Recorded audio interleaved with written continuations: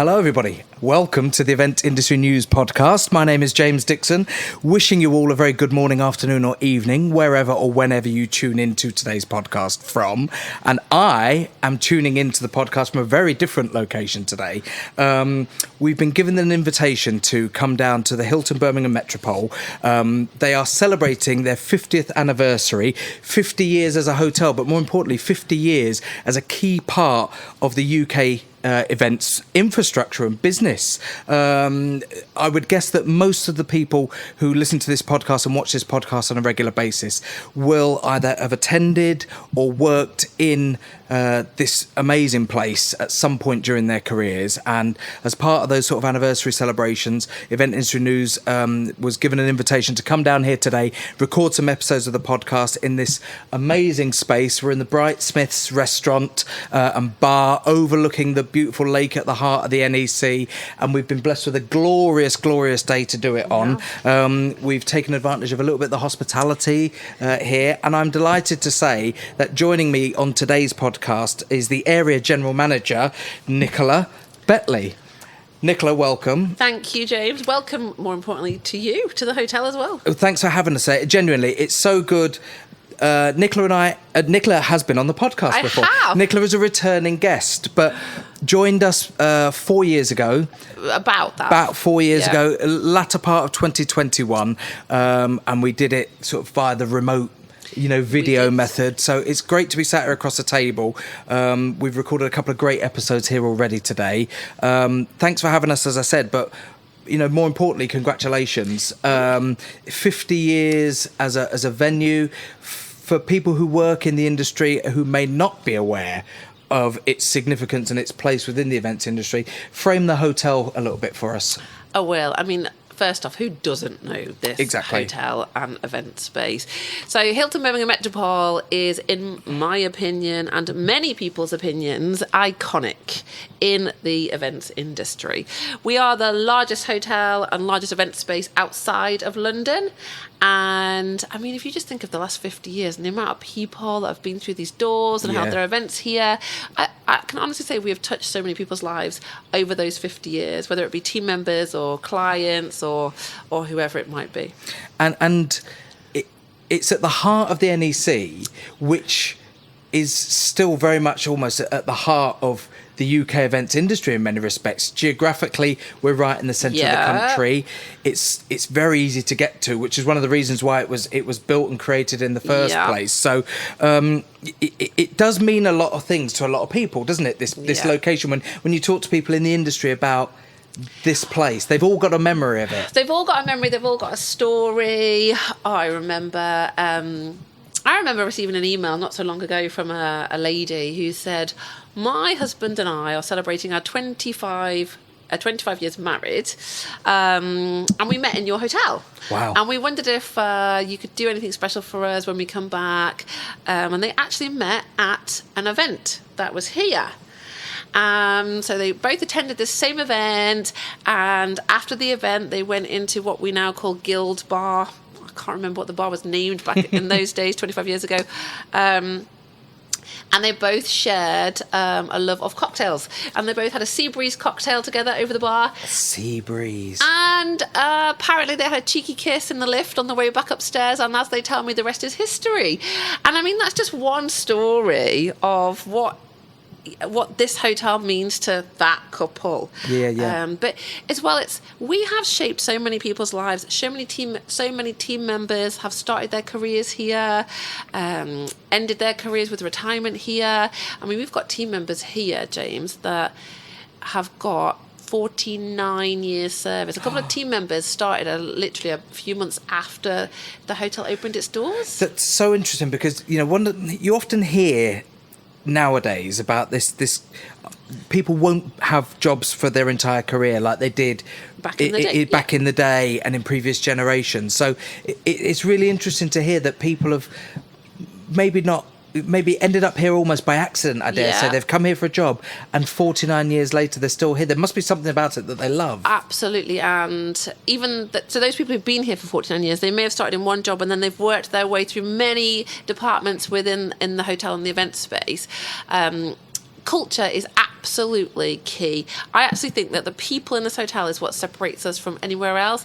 Our events are second to none, and that is down to the people.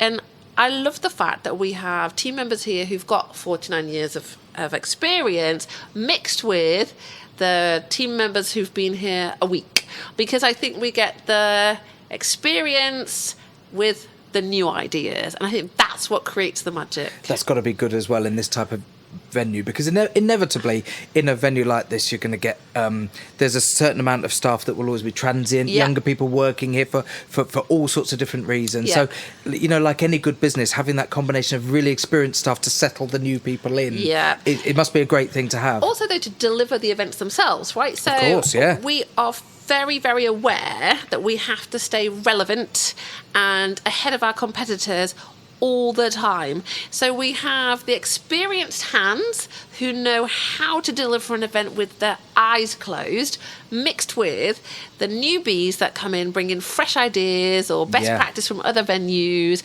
And that combination, in my mind, is what delivers us the best experiences for everyone. And I would urge anybody who's watching and listening today to go back and listen to the previous 2 episodes of the podcast that we've recorded here today with Simon from ProTech and with Rita from Eventologists, who will definitely frame and give a bit of context to the conversation that we're having today, in terms of the partnerships, in terms of those ongoing relationships, but also in terms of the inspiration that they take from the clients who are coming through the door. You'll have a lot of repeat clients and people who've used the space, but they're always evolving. They're always coming to you with new ideas. You have to. Otherwise, the repeat customers, they're like our bread and butter, right? And you wouldn't want them to go anywhere else, but you don't want their events to go stale either. Of course. And we work so well with ProTech and Eventologists. Simon, Rita, they're like part of my team, to be honest. And I think, again, from a client perspective, they love that. Because it's like a one-stop shop. Well, of course. And if you can present a joined up way of thinking instantly to a client, that clients are very, very quick, I think, to pick up on what they feel is really safe. People who organise events can feel very nervous about it. It's a daunting thing. And they're not always necessarily really experienced at it. And so if they can come into a space where they feel instantly at ease, relaxed, comfortable, secure. And also guided. Sometimes people come in actually not knowing what they want or having a partial vision, and then you throw in my team, ProTech team, Eventologist team, and we take what they thought that they wanted to something absolutely beyond their wildest imagination. And that's where the magic comes from. All this talk about events, today and in these previous episodes that I've referenced, it's important to ask, it's your 50th birthday, so are you organising your own events? Are you now on the opposite side of the fence this year where you're actually getting to organise some of your own things? We are, and do you know what, that's really, really nice. So, we're celebrating 50 years this year. I noticed that you guys are celebrating 15 years this year. Well, 15 years at the end of last year, but broadly speaking, it's about 15 years, and I think over 10 years of doing this podcast as well. But 15 years certainly as Event Industry News. Listen, and you guys are probably, hopefully, get to 50 years as well. But so we are actually, fingers crossed, we are actually organising a load of events this year. I mean, 50 years is a big deal, I think. Absolutely. The hotel itself turned 50 in February, and we have done a whole load of stuff, team member events, because it's really important. For me, it's the team members that make it happen, right? So we're doing events for them. We're actually inviting some of the team members from the past. So there's so many people who started their careers here or passed through here as part of their careers, have gone on to do really amazing things. So we're going to have an event for them. We're having a huge birthday party at the end of August where we're inviting a lot of our key suppliers and clients as a big thank you. Lots of stuff for our own hotel guests as well, or conference delegates. We're doing lots of little pieces of bits and pieces. Just loads of great stuff across the year. It's a busy year, and I guess exciting in one respect, but in and amongst all of the normal stuff, normal stuff, as normal as it can be, working in a place like this where every day is different. A huge diary, a bit busy diary for this year then for you. Yes, and it's a good job I've got an amazing team to do it all, right? Absolutely, The one thing that I noticed as soon as I came in this morning, and we looked out, and we'll do some B-roll footage because we filmed some bits to give people context. Because when you're sort of sat here and the camera's there, it doesn't quite show everything. No. And we are in the Brightsmith's restaurant and bar, which is really groovy. Yeah. It looks out over this lake. Yep. But I can see just across the water these glamping pods. And I thought, hold on, we're in the middle of the NEC. Yeah. Why are there glamping pods in a beautiful kind of woodland area? They're part of the hotel now. Technically, so they're not part of the hotel, as in they don't belong to Hilton. Right. They don't belong to the Hilton Birmingham Metropole. They are a company within their own right who have taken some land from the NEC. However, when we learnt about the fact that these glamping pods were being built, I mean, you could go two ways with this. You could go, well, that's bedrooms that's then going to compete against us. Of course. Or the way we went was, oh, brilliant, another new partnership. Let's embrace this. So we have partnered with Avant Glamp, the company. Wow, okay, great. Because they are self-catering. I mean, they're brilliant pods. But we then provide food and drink for their clients. They can get to come over to Brightsmith. They can get to come over to use our leisure club. We can then say to our events and our clients, look, when you next bring your event to us, how about this? You could take, 600 of our bedrooms, but why don't you put some of your VIPs in some of the glamping pods? What an amazing thing. Absolutely. And also, how different is that? Do you know what I mean? To keeping this different and all this kind of stuff, evolving events. Well, you mentioned just a few minutes ago, you've got to come back with fresh ideas. And if there's an opportunity to inject some fresh ideas, an opportunity that benefits that's why we different partners and parties. Yeah, exactly. You've got to have a look at stuff like that. But you mentioned the leisure centre, and I know that people go, oh yeah, it's a hotel, of course it's got some leisure facilities.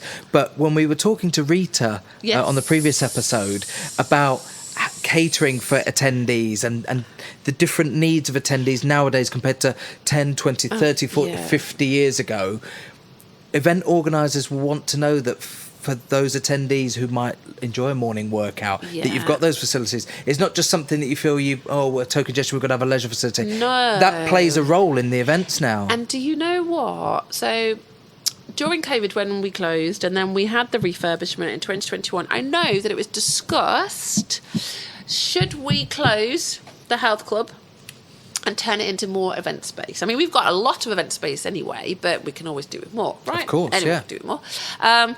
But the value that health club and the space and the facilities bring to the clients, the organisers, we have got a few treatment rooms over there as well. So and we're in the process of just changing what their usage is. But a couple of months ago, we had, massages and stuff. Now, if you've got an organiser of an event who is really quite stressed because of all the stuff they've done up to the run-up of the event, for us to say, listen, hey, why don't you take time out, book yourself in, or go for a swim, or go sit in the jacuzzi, that we've got you, we've got this, we'll deliver your event for you. They love that. There's event organisers who will bite your hand off at that. Exactly. And do you know what, bizarre? My next question was going to be, I was just going to reference international visitors, and literally in the background, an A380 has taken off from the airport and flown just over the building that's on the opposite side of the lake. And again, the leisure facility, when you have so many international visitors, great, isn't it? Because they've stepped off an international flight now. The airport is 10 minutes away. Yeah, absolutely. And they love that as well. But also, they love that. Some of our clients that we get love that in terms of the kind of events that we do. We do quite a lot of sporting events. So obviously they've got the facilities to work out in the morning or afterwards. I think we've got one of the largest swimming pools actually for a hotel. I want to say in the country. It's a big old pool, that one. Let's get the pool stats. Let's get the pool stats. Let's get the pool stats. We'll get them in the edit. We'll get the pool stats on there. I'm going to say something, but it's a bit random to begin with, but bear with me I go with this. I will. My secondary school. Yes. I stayed in secondary school up until sixth form. Yes. And every year, the upper sixth formers had to put on a show and a big kind of celebration day for the school. And it was their responsibility to program it, design it and everything. And it just so happened that the year that fell on my school year was the 100th anniversary of the school. Oh, wow. And we felt like a real sort of sense of responsibility that we had the privilege and sort of the opportunity to deliver not just that annual celebration, but one that marked a certain thing. You see where I'm going with this? What's it like to sort of, you've worked your way through your career, found yourself here today, but you're now the one that's kind of overseeing the 50th anniversary? Honestly, it's a huge privilege, also a huge responsibility, right? Because there's so many people, as we've mentioned earlier, that the Birmingham Met has touched in terms of whether they're clients or guests or team members, that I need to make sure that we get it right in terms of celebration, recognition, involvement of everybody. Sure. There's a lot of stuff going on in the local community as well, because they've seen this hotel evolve over those 50 years. The local community saw it get built, and they've seen it get extended. We've employed a lot of people from the local community. So yeah, it's a huge privilege, James. Have you been able to look back on any photos and look back on actual material from 50 years ago and think, wow, look how it's changed? So where we're sat right now, this used to be a meeting room a little while ago. Before that, it was a banqueting space. And I've got team members in this hotel who got married in this space where we're sat. Never looked anything like it does right now. Some of the old photographs are hilarious. Some of the uniforms that the team used to wear. I think there used to be a big grand piano somewhere in the lobby, and all that. I mean, I think to myself, if you think about hotels 20, 30, 40, 50 years ago, right, I think they were for the elite. Right? Yeah, there was a certain glamour with them. There was. And, if you were to ask me, how do I think the industry has evolved over the last 50 years? I definitely think it's more... Hotels are now a place for everyone, right? Back in the day, you used to have to save up a lot of money, and it used to be something very big and very special, and only a certain privileged few could get to stay in a hotel. Now, I just think it's evolved, and we've become accessible for everybody, which is what I love, right? I love the fact that absolutely everybody and anybody can come here and be who they want to be for 24 hours or 48 hours or whatever it is. You're right, but by the same token, when you walk into a space like this, and I felt it today when I walked into the Brightsmiths, I went, it's wow. still special. And if I was staying here for a weekend with my wife, for example, I'd feel like, wouldn't it be lovely to go and have a cocktail there and like glam up for the night a little bit? But I think whereas before, 50 years ago, you probably could have only dreamt of that. Yeah. Whereas now, you get to be able to come somewhere like this as anybody, and experience that sort of bit of luxury, bit of vibe. And just to go off piste for a second, every person walking through the door of the hotel as a guest is potentially an event customer as well. You never know, do you? Whether a wedding, they run a business. There's a lot of business guests that stay here. They might look at a space like this and go, "Oh wow, this would be great for our next meeting." So I guess part of the infrastructure of the hotel and why the guests are so important is that they're all potentially event clients. Well, they're all future clients, future business, and that's what we always have to remember. And it is about showcasing every single area of the hotel to every single person that comes through those doors, because you never know. Like you say, they could be, for all we know, they could be the chief operating officer for whatever company, right? Absolutely. Looking for the next annual conference for all of their own team members and stuff. Yeah, absolutely. How long have you been at the hotel? So bizarrely, this year, 1st of September this year marks my 5-year anniversary. So yeah. It's just an anniversary for you personally. It as well. Yeah, it is. 5 years I'll have been here in September. And how many, 5 years is a long time, but it's also a fairly quick period of time if you think about it. That's just post-COVID, that's 2021. Yeah, it was September 21, yeah. How much, when you started here, how many changes have you seen and seen undertaken in the hotel in just 5 years?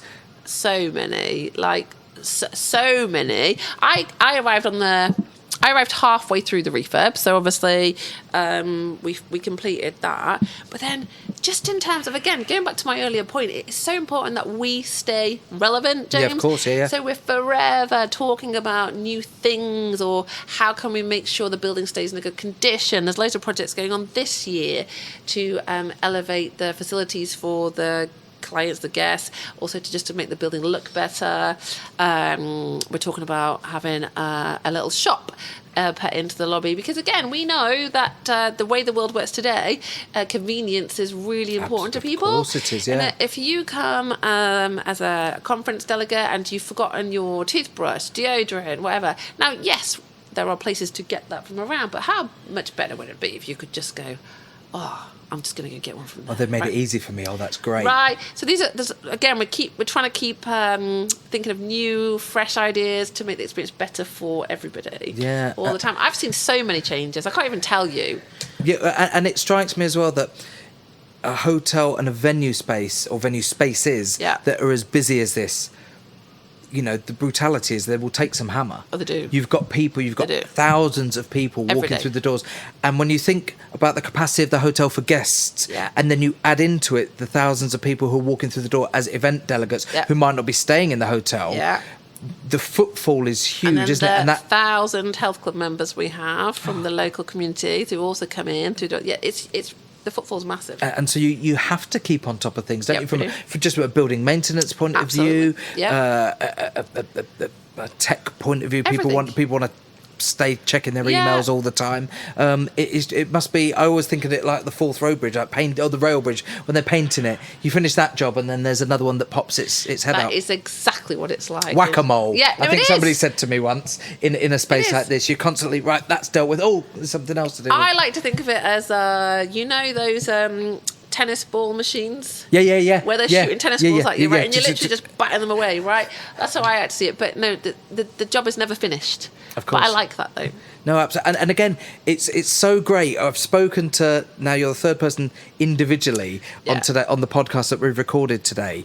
And it's so interesting to now be sat with the third guest and see how everybody is kind of saying the same thing. And we haven't, I honestly, if you've watched all three of these, there's been no kind of team meeting beforehand. Here's what we're going to talk about. No. So it's always great when that story evolves over three different people and everybody's saying the same thing. It's genuine, right? Like, and actually, if you were to do a fourth podcast today with myself, Rita, and Simon, you would see the bond and the relationship that we have as three different companies, and the partnership that we have.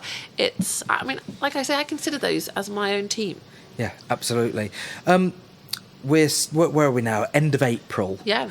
So we're a third of the way through the year already. Yeah. How far in advance do plans evolve in a place like this for your plans for future, for the event spaces, for the overall event offering?